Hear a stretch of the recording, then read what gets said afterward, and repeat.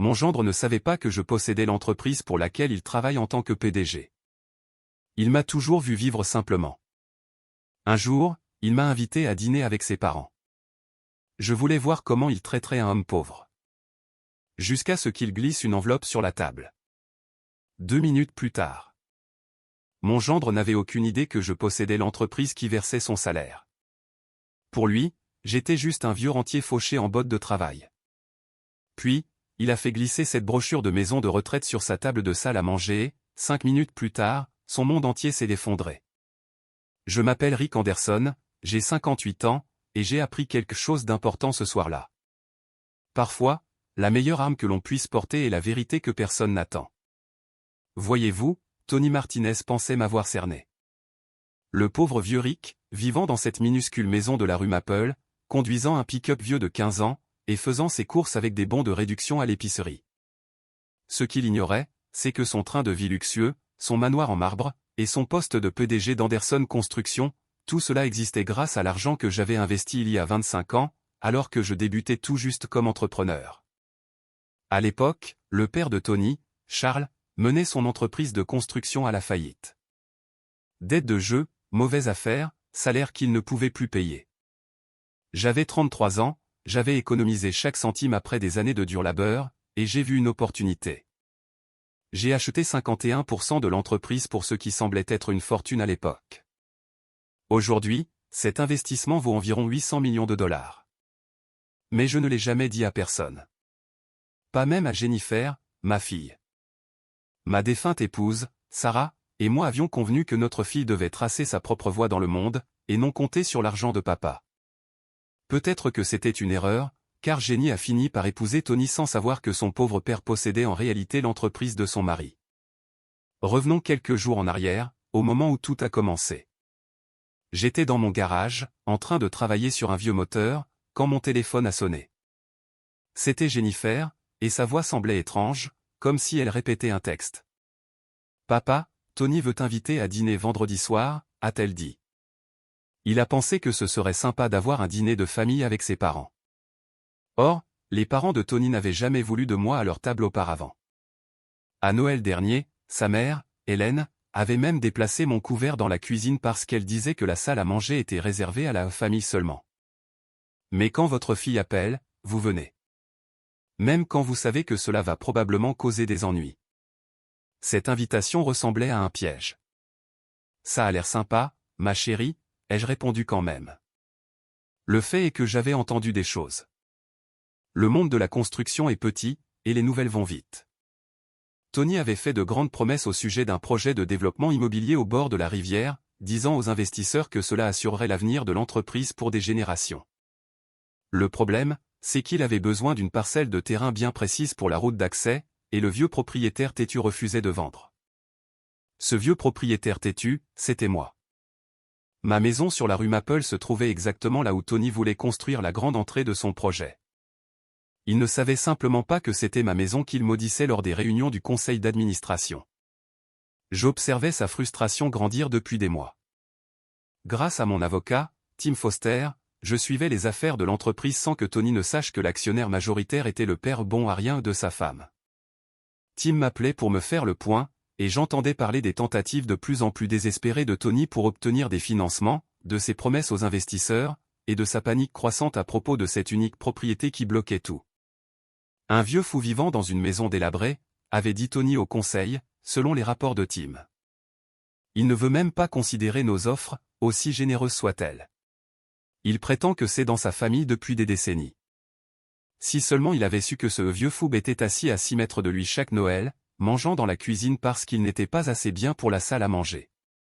Le vendredi soir est arrivé avec l'obscurité précoce de novembre. J'ai mis ma plus belle chemise, celle sans tache de peinture, et j'ai conduit mon vieux camion jusqu'au manoir de Tony à Westfield. L'endroit était l'une de ces monstruosités modernes, tout en marbre blanc et baies vitrées du sol au plafond, le genre de maison qui hurle j'ai de l'argent et je veux que tout le monde le sache. Tony a ouvert la porte, portant un costume qui coûtait probablement plus cher que mon camion. « Rick » a-t-il dit, sans même réussir à esquisser un sourire. « Entre. Nous t'attendons tous. » La salle à manger était disposée comme une sorte de salle de réunion. Les parents de Tony, Charles et Hélène Martinez, étaient assis à une extrémité de la table massive, ressemblant à des juges sur le point de prononcer une sentence. Jennifer était là aussi, mais elle refusait de croiser mon regard, ce qui me disait tout ce que j'avais besoin de savoir sur le camp qu'elle avait choisi. « Assieds-toi, Rick », a dit Charles en montrant une chaise à l'autre bout. À 74 ans, Charles agissait toujours comme le grand patron qu'il avait été autrefois, à l'époque où son entreprise de construction perdait de l'argent à flot et où il était assez désespéré pour accepter le rachat par un entrepreneur de 33 ans. L'ironie ne m'échappait pas. Cet homme, qui s'apprêtait à me faire la leçon sur la responsabilité financière, m'avait autrefois supplié pour l'argent qui a sauvé l'entreprise de sa famille. Mais il ne m'avait jamais rencontré face à face, toutes nos transactions étaient passées par des avocats et des sociétés écrans. Nous avons mangé dans un silence quasi total. Une nourriture chère qui avait un goût de carton pour moi. Hélène ne cessait de faire des commentaires pointus sur les gens de notre âge, et sur la nécessité de faire face à la réalité concernant nos limites. Je me contentais de hocher la tête et de manger mon steak hors de prix, attendant de voir où cela allait mener. Jennifer picorait sa nourriture, clairement mal à l'aise mais suivant le plan qu'ils avaient concocté. De temps en temps, elle me jetait un coup d'œil qui ressemblait à de la culpabilité, mais pas assez pour prendre la parole. La conversation semblait forcée, comme des acteurs lisant des répliques qu'ils avaient répétées mais auxquelles ils ne croyaient pas vraiment. Tony parlait du stress au travail, des conditions de marché difficiles et des acquisitions immobilières complexes. Hélène se plaignait du coût de la vie. Charles pontifiait sur la jeune génération qui ne comprenait pas la valeur du travail acharné. J'étais assis là, à écouter tout cela, en pensant au rapport trimestriel que Tim m'avait montré la semaine dernière. Anderson Construction se portait en fait plutôt bien, mais Tony dépensait l'argent plus vite qu'il ne rentrait pour prouver qu'il pouvait voir grand et obtenir des résultats. Sans cette route d'accès traversant ma propriété, tout le projet s'effondrerait. C'était sa dernière carte à jouer, sa chance de sauver la mise. Finalement, après avoir fini le plat principal, Tony a passé la main sous sa chaise et en a sorti un épais dossier jaune. Il l'a fait glisser sur la table polie comme s'il distribuait des cartes dans une partie de poker où il détenait tous les as. « Rick, nous devons parler de ton avenir », a-t-il dit, sa voix prenant cette autorité rodée qu'il utilisait dans les réunions d'affaires. J'ai ouvert le dossier et j'ai vu exactement ce à quoi je m'attendais. Des brochures pour au Sunset Manor, avec des photos de personnes âgées jouant aux dames et ayant l'air reconnaissantes d'être stockées dans un endroit propre et sûr. En dessous se trouvaient des documents juridiques, formulaires de procuration, papiers de transfert de propriété, demande de tutelle. Ta maison devient un fardeau financier pour la famille, a continué Tony, se penchant en arrière dans sa chaise comme un PDG annonçant les résultats trimestriels. Nous avons couvert tes impôts fonciers et tes frais d'entretien, et franchement, nous ne pouvons pas continuer à subventionner ton mode de vie. C'était intéressant, considérant que je payais mes propres impôts depuis 25 ans et que je faisais toutes mes réparations moi-même. Mais je l'ai laissé parler. Parfois, la meilleure stratégie est de laisser votre ennemi creuser sa propre tombe. Charles s'est penché en avant, sa grosse moustache frémissant comme elle le faisait quand il était nerveux. Je me souvenais de ce tic de l'ancien temps, bien qu'il ne sût pas que nous nous étions déjà rencontrés. La vente de ta propriété résoudrait nos problèmes de trésorerie immédiat et fournirait un joli pécule pour tes soins, Rick. C'est vraiment une situation gagnant-gagnant. Des problèmes de trésorerie ? Ai-je demandé, gardant ma voix douce et curieuse. Le visage de Tony a légèrement rougi au-dessus de sa cravate coûteuse. L'entreprise fait face à quelques revers temporaires. Nous avons besoin de capital pour le nouveau projet de développement au bord de la rivière. Ta propriété. Il a fait une pause, choisissant ses mots avec soin. Ta propriété se trouve dans un emplacement stratégique qui bénéficierait à toute la communauté. Nous arrivions maintenant à la vraie vérité. Il ne s'agissait pas de mon bien-être ou de leur générosité financière. Il s'agissait de ma maison, assise sur le terrain dont ils avaient désespérément besoin pour le rêve de développement à $1 milliard. Hélène a souri de ce sourire en plastique que les riches utilisent quand ils sont sur le point de vous arnaquer pour votre propre bien. Sunset Manor est vraiment charmant, Rick. Tu aurais ta propre chambre, des activités programmées, des soins médicaux professionnels. À notre âge, l'indépendance devient un luxe que nous ne pouvons pas toujours nous permettre. À notre âge. Comme si elle et moi étions dans le même bateau, comme si elle s'était jamais inquiétée de payer l'épicerie ou de garder le chauffage allumé pendant un hiver froid. Cette femme, qui n'avait pas lavé sa propre vaisselle depuis 30 ans, me faisait la leçon sur les attentes réalistes.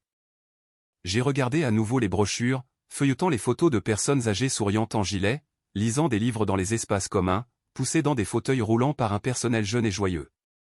C'était le genre d'endroit où la dignité allait mourir lentement, où les familles déposaient leurs proches gênants avec bonne conscience et des plans de paiement mensuels. Et si je ne veux pas vendre ? Ai-je demandé. La température dans la pièce a semblé chuter de plusieurs degrés. Charles s'est raclé la gorge, le son étant net dans le silence soudain. Alors nous devrions envisager d'autres options, a-t-il dit.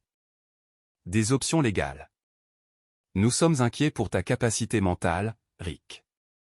Vivre seul dans cette grande maison, à ton âge, sans famille à proximité pour te surveiller. Ce n'est pas sûr. Tony a repris le fil de la conversation avec fluidité. Nous demanderions la tutelle au tribunal. Nous ferions venir des experts médicaux qui pourraient témoigner que tu n'es plus apte à prendre des décisions financières. Que tu es un danger pour toi-même. La menace planait dans l'air comme la fumée d'un incendie. Ces gens étaient prêts à me faire déclarer mentalement incompétent et à m'enfermer dans une unité de soins pour la mémoire, tout cela pour pouvoir voler ma propriété pour une transaction immobilière. Le tribunal devrait nommer un tuteur, a ajouté Hélène utilement. Quelqu'un pour veiller à tes intérêts. S'assurer que tu reçois les soins dont tu as besoin. Jennifer a finalement pris la parole, sa voix à peine au-dessus d'un murmure. Papa, c'est vraiment pour le mieux. Tu vieillis, et nous nous inquiétons pour toi, tout seul dans cette grande maison. Le quartier n'est plus ce qu'il était. Sa voix s'est brisée sur les derniers mots, et je pouvais voir qu'elle avait pleuré plus tôt. Mais elle disait quand même les mots, choisissant toujours leur camp plutôt que le mien. Nous avons besoin de l'argent de la vente, a-t-elle continué, sans croiser mon regard. Pour notre avenir. Pour l'avenir de la famille. Cette phrase « l'avenir de la famille » m'a frappé comme un coup de poing dans le ventre. Voici ma fille, la petite fille à qui j'avais appris à faire du vélo, que j'avais aidée pour ses devoirs et que j'avais accompagnée jusqu'à l'hôtel, me disant que voler ma maison était nécessaire pour l'avenir de sa famille. Tony a sorti un stylo en or qui coûtait probablement plus que ce que la plupart des gens gagnent en une semaine et l'a posé sur la table à côté des documents. C'est vraiment très simple, Rick, a-t-il dit. Tu signes la procuration, je m'occupe de toute la paperasse pour la vente, et tu déménages à Sunset Manor. L'équipe de transition t'aidera à t'installer et à t'orienter vers ta nouvelle routine. Tout le monde y gagne. J'ai fixé ces papiers, puis les 4 visages autour de la table. 4 personnes qui pensaient m'avoir coincé, qui croyaient qu'un vieil entrepreneur fatigué n'avait d'autre choix que de tout abandonner, ce pourquoi il avait travaillé parce qu'ils avaient besoin de sa propriété pour leur grand projet. Ils avaient tort sur beaucoup de choses, mais ils avaient surtout tort sur la combativité qu'il restait à ce vieil entrepreneur. Vous savez, ai-je dit en plongeant la main dans la poche de ma veste, il y a quelque chose que je devrais probablement vous dire à propos de cette situation immobilière. J'ai sorti mon téléphone, le vieux modèle fissuré qui leur faisait penser que je ne pouvais pas me permettre mieux, et j'ai composé un numéro que je connaissais par cœur. La pièce est devenue silencieuse lorsque j'ai appuyé sur le bouton du haut-parleur. Ici Tim Foster, a retenti la voix nette et professionnelle à travers le petit haut-parleur du téléphone. Tony Harry. Qui appelles-tu, Rick? Ton neveu? Le chauffeur de bus? Tim, ai-je dit en ignorant le sourire narquois de Tony, êtes-vous là? Oui, monsieur Anderson. Comment puis-je vous aider ce soir? Le silence qui a suivi était magnifique. On aurait pu entendre une mouche voler sur ce sol en marbre hors de prix. Le rire de Tony est mort dans sa gorge. La fourchette d'Hélène s'est arrêtée à mi-chemin de sa bouche. Charles est devenu pâle au-dessus de sa cravate parfaitement nouée. Monsieur Anderson? A chuchoté Tony, comme s'il essayait de résoudre un puzzle dont les pièces ne s'emboîtaient pas comme elles le devraient. Activez la clause 17 de l'accord des actionnaires, ai-je continué calmement. J'ai l'immédiat de tous les actifs d'Anderson Construction en attendant un examen d'urgence du conseil. Et préparez les papiers de licenciement pour le PDG actuel. Certainement, monsieur Anderson. Dois-je programmer la réunion d'urgence du conseil pour lundi matin? 9 heures précises. Présence de tout le conseil requise. Considérez que c'est fait. Avez-vous besoin d'autre chose ce soir? Pas ce soir, Tim. Merci. J'ai raccroché et glissé le téléphone dans la poche de ma veste. 4 visages me fixaient comme si je venais de sortir une arme et d'annoncer que je braquais l'endroit. Tony s'est levé si vite que sa chaise a raclé le marbre avec un son semblable à des ongles sur un tableau noir. Son visage passait par trop d'émotions pour qu'une seule expression ne s'installe: confusion, incrédulité, panique, et quelque chose qui aurait pu être les premiers signes d'une véritable peur. Anderson Construction, a-t-il bégayé. Mais c'est. Comment connais-tu la clause 17? Comment connais-tu l'accord des actionnaires? Je me suis levé lentement, sentant chacune de mes 58 années dans mes articulations, mais me sentant aussi plus puissant que je ne l'avais été depuis des décennies. Parce qu'il y a 25 ans, quand l'entreprise de ton père coulait à cause de ses dettes de jeu et de ses décisions commerciales spectaculairement mauvaises, j'ai utilisé chaque centime que j'avais économisé en 15 ans de travail dans le bâtiment pour acheter une participation majoritaire de 51%. Charles a émis un bruit d'étouffement, comme si quelqu'un venait de lui donner un coup de poing dans l'estomac. Le maquillage parfait d'Hélène ne pouvait cacher la pâleur grise qui se répandait sur son visage. L'entreprise que tu diriges, Tony? Le salaire que tu touches? Le bureau avec ton nom sur la porte? Tout cela existe parce que j'ai fait le chèque qui a sauvé l'entreprise de ta famille quand personne d'autre ne voulait y toucher. J'ai pris la brochure de la maison de retraite et je l'ai tenue en l'air pour que tout le monde puisse voir les personnes âgées souriantes sur la couverture. Actuellement, ma part dans Anderson Construction vaut environ 408 millions de dollars. Ce qui fait de moi, et non de toi, le vrai patron de l'entreprise qui paie cette maison, finance ton mode de vie, et emploie tous ceux dont tu sembles valoriser l'opinion plus que la dignité du père de ta femme. Tony s'est effondré dans sa chaise comme si quelqu'un avait coupé les fils qui le maintenaient debout. Le son qu'il a émis n'était ni tout à fait un rire ni tout à fait un sanglot, mais plutôt le bruit qu'un ballon fait quand l'air s'échappe trop vite. Toi, a-t-il soufflé. Tu es le partenaire anonyme. L'investisseur silencieux. L'actionnaire majoritaire que nous essayons de.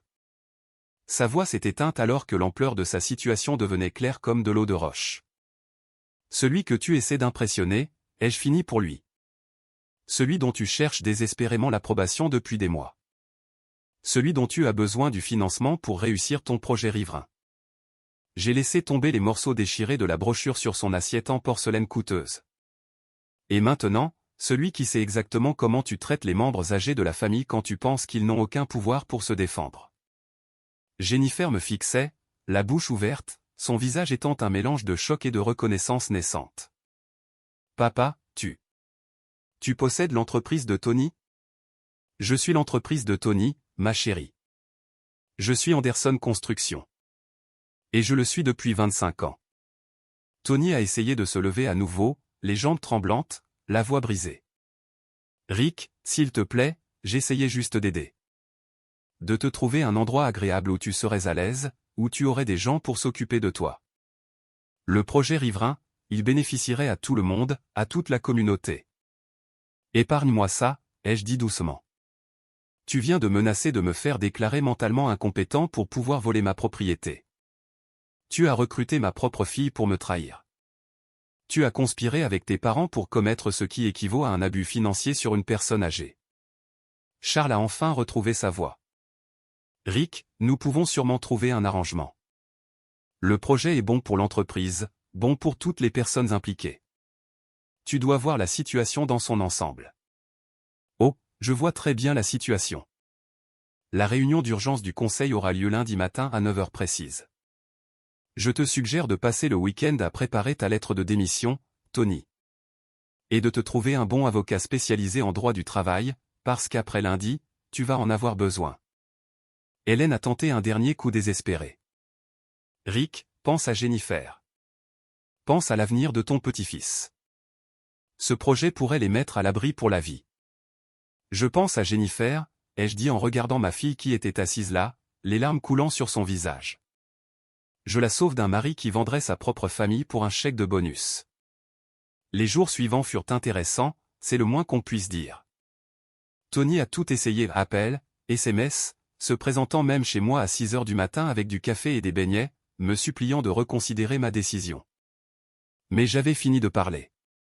Certains ponts, une fois brûlés, ne peuvent être reconstruits. Le lundi matin est arrivé, frais et clair. J'ai mis mon meilleur costume, pas celui que je portais pour aller à l'église, mais le vrai, celui que je gardais pour les réunions trimestrielles du conseil auquel j'assistais par vidéoconférence depuis le bureau de Tim. Le siège d'Anderson Construction était une tour de 35 étages en verre et en acier au centre-ville, construite avec les bénéfices des projets que j'avais approuvés au cours des 25 dernières années. Tim m'a rejoint dans le hall à 8h45 précise. À 61 ans, mon avocat se comportait avec l'assurance tranquille d'un homme qui protégeait mes intérêts depuis 2 décennies. Sa mallette contenait 25 ans de dossiers financiers, les conversations enregistrées du dîner de vendredi soir, et la documentation qui allait dépouiller Tony de chaque mensonge sur lequel il avait bâti sa carrière. Le conseil est réuni et attend, Rick, a dit Tim alors que nous montions dans l'ascenseur vers le 35e étage. Ils sont tous très intéressés de rencontrer enfin leur actionnaire majoritaire en personne. La salle du conseil était impressionnante, des baies vitrées donnant sur la rivière Chicago, une table de conférence pouvant accueillir 20 personnes, des chaises en cuir qui coûtaient plus cher que les voitures de la plupart des gens.